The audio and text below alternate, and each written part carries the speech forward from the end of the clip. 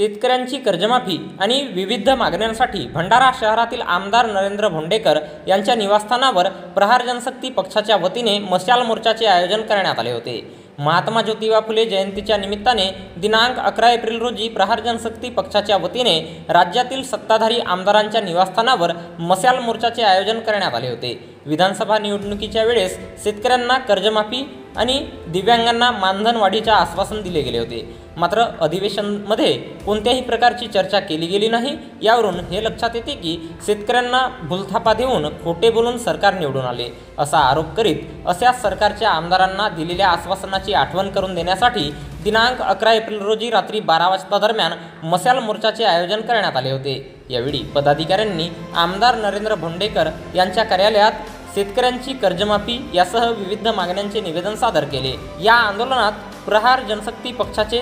भंडारा जिल्हा प्रमुख अंकुश वंजारी, जयेंद्र देशपांडे, चारुल रामटेके, सुनील कहालकर, नानाजी गाडवे, उमेश गभने, अक्षय तलमले, दुधराम बावनकर, चिंतामण तिबुडे, कृष्णा बावनकुळे, सहजन बोकडे, तुषार मेंढे, गुणवंत भुरे, राजेंद्र नेवारे यासह प्रहार जनशक्ती पक्षाचे असंख्य कार्यकर्ते पदाधिकारी उपस्थित होते। संपूर्ण महाराष्ट्रभरामध्ये सन्माननीय बच्चूभाऊ कडू यांच्या नेतृत्वामध्ये सरकारचे जे कोणी प्रतिनिधी म्हणजे आमदार जे आहेत त्यांच्या घरासमोर ठिय्या आंदोलन, मोर्चा आंदोलन, मशाल आंदोलन, त्याचं निळा दुपट्टा गळ्यामध्ये आणि भगवा झेंडा हातामध्ये अशा पद्धतीनं सर्व आमदारांना निवेदन द्यायचं होतं। त्यातलाच एक भाग म्हणून आम्ही भंडारा जिल्ह्यातले सगळे कार्यकर्ते एकत्र येऊन सन्माननीय या भागाचे आमदार नरेंद्रजी भोंडेकर यांच्या घरी आलो। त्यांचे ते मुंबईला मीटिंगला असल्यामुळे त्यांचे जे काही कर्मचारी होते, आमचे पंकजजी दैवले असतील, मंगेशजी वंजारी असतील, कुणालजी हेळाव असतील, यांनी ते निवेदन स्वीकारलं आणि त्यांना आम्ही सांगितलं की आमदार महोदय आल्याच्या नंतर आमची ही जी शेतकऱ्याची मागणी आहे ती त्यांच्यापर्यंत पोहोचवा, जेणेकरून ती सरकारपर्यंत पोहोचवतील आणि येणाऱ्या काळामध्ये सरकारला शेतकरी कर्जमाफी करणं हे सोयीचे होईल, योग्य होईल आणि ती केलीच पाहिजे। कारण शेतकऱ्याची अवस्था अतिशय वाईट आहे आणि ती शेतकऱ्याची कर्जमाफी जर का झाली, शेतकरी जिवंत राहिला तर उद्या येणारा काळ हा सर्वांसाठी चांगला सुजलाम सुफलाम राहील। एवढं बोलतो, धन्यवाद। कास्तकार बांधवांनो, आज 11 एप्रिल 2025 रोज शुक्रवारला राष्ट्रपिता महात्मा ज्योतिबा फुले यांच्या जयंतीनिमित्त आपल्या महाराष्ट्र राज्यामध्ये ज्या शेतकऱ्यांच्या कमावलेल्या कष्टाच्या घामाच्या परिश्रमाने जो अन्नधान्य उगवतो आणि त्या शेतकऱ्याच्या अन्नधान्यावर तमाम जनता, तुम्ही, आम्ही, कास्तकार बंधूंनी, हे आमदार, खासदार आणि कर्मचारी वर्ग, आम्ही सर्व ज्या अन्नधान्यावर जगतो, जे आम्ही पोटासाठी खातो, त्या शेतकऱ्याच्या मालाला जेव्हा हमीभाव मिळत नसेल, जेव्हा तो शेतकरी कर्जमुक्त होत नसेल, म्हणजे या निर्दयी सरकारच्या नेमकं करायचं काय, त्यांना अद्दल कशा पद्धतीने घडवायची, यामुळे म्हणून आपल्या महाराष्ट्र राज्याचे हृदय सम्राट वंदनीय बच्चूभाऊ कडू, प्रहार जनशक्ती पक्षाचे संस्थापक अध्यक्ष यांच्या नेतृत्वामध्ये,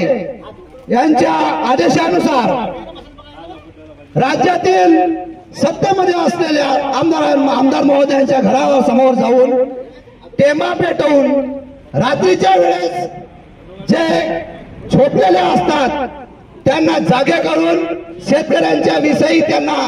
न्याय हक्काची जाणीव करून देण्यासाठी म्हणून प्रहार जनशक्ती पक्षाच्या वतीने या भंडारा जिल्ह्यातील तमाम कार्यकर्ता, पदाधिकारी, शेतकरी बांधव, सन्माननीय आमदार राजूभाऊ कारेमोरे यांच्या घरासमोर येऊन टेंबा पेटवून मशालीद्वारे आम्ही एक या ठिकाणी आंदोलन छेडत आहोत आणि या माध्यमातून आम्ही यांना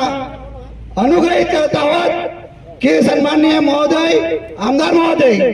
आपण आज झोपलेले असाल तर या रात्रीच्या वेळेस आपण जागे व्हा। आज खरोखर या राज्यातील शेतकरी जनता आणि दिव्यांग बांधव खूपच हाल अपेक्षा सहन करत आहे आणि याची आपणास खूप जाणीव आहे। आपण धान्य व्यापारी आहात, आपल्याला याचा चांगला चांगला अनुभव आहे। आपल्याला समजतो आहे, आम्हाला जास्त सांगण्याची गरज नाही, म्हणून आपल्याकडून अपेक्षा करतो आहे आणि या निवेदना या आंदोलनाच्या माध्यमातून एक आपलं आम्ही निवेदन देत आहोत आणि ज्या देशाच्या भरवशावर आणि या भारतीय घटनेचे शिल्पकार डॉक्टर बाबासाहेब आंबेडकरांनी या देशाला जो संविधान बहाल केलेला आहे, हा संविधानाचे एक आम्ही प्रत संविधानाचा ग्रंथ आपणास सोपवित आहोत. कृपया आपणास विनंती आहे की आपण या ठिकाणी येऊन हे संविधान आणि आम्ही देत असलेला निवेदन हा स्वीकारून याची अंमलबजावणी म्हणून आपण शासन स्तरावर आमच्या या मागण्या ठेवाल आणि जाणीव करून द्याल की खरोखरच या महाराष्ट्र राज्यामध्ये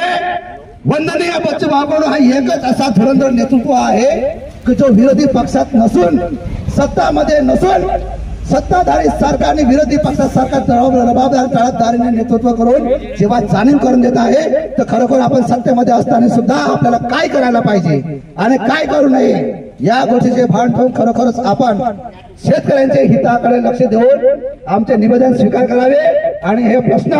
शासन स्तरावर मांडून शेतकरी बांधवांना न्याय मिळवून द्याल, शेतकरी बांधवांना कर्जमुक्त कराल, शेतकरी बांधवांना हमीभाव द्याल, मिळवून देण्यासाठी प्रयत्न कराल आणि आमच्या दिव्यांग बांधवांना 6,000 रुपये मानधन प्रतिमाह मिळण्यासाठी प्रयत्न कराल हीच अपेक्षा करतो. आणि या या आंदोलनाच्या माध्यमातून आपणास निवेदन देण्यासाठी आम्ही आलो आहोत. आपण निवेदन स्वीकार करावा हीच अपेक्षा आहे.